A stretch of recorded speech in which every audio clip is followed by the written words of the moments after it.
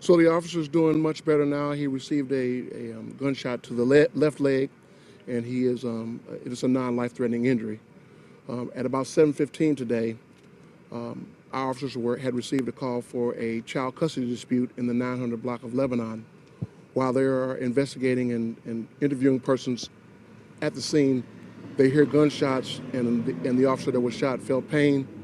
He fell to the ground. His partner officer dragged him to safety and then applied a tourniquet. And then other officers were able to get this officer here to the hospital. The officer that has been shot is 24 years old. He's been on the department for 7 months.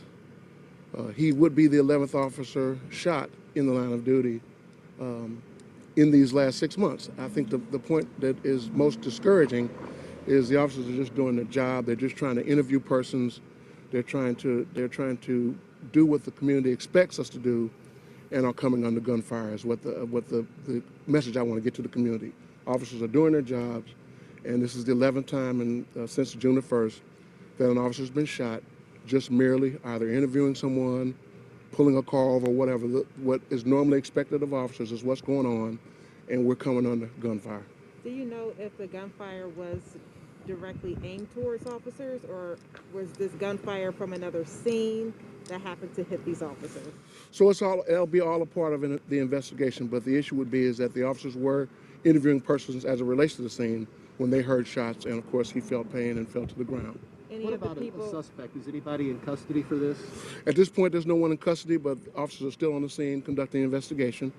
There were citizens on the scene that were very concerned, and I hope that's going to lead to additional cooperation whereby we actually take somebody into custody. Any of the individuals in the child custody situation, did they have any weapons on them?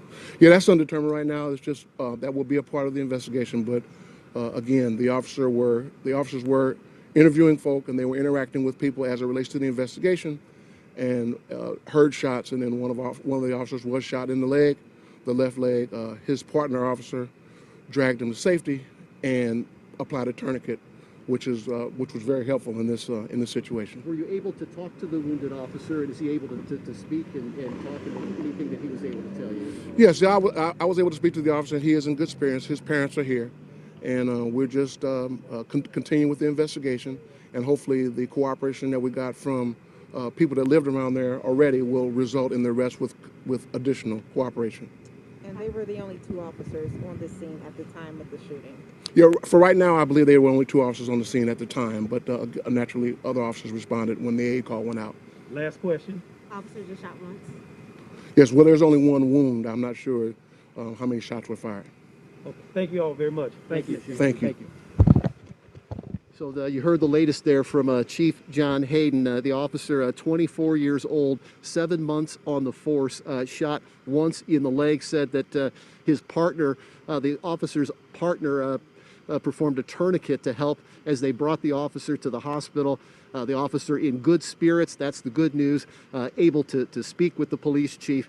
But the bottom line, the officer saying, here's someone responding to a call, someone trying to help in a child custody dispute, and ends up being shot for trying to help. No word on any suspect in custody, no word on if anyone involved with that child custody dispute was involved in this shooting. That's all still under investigation, so we could learn more about that. But at this point, 1 St. Louis police officer wounded. The police chief says that officer in good spirits tonight. Reporting live from St. Louis University Hospital, Jeff Berthal, Fox 2 News.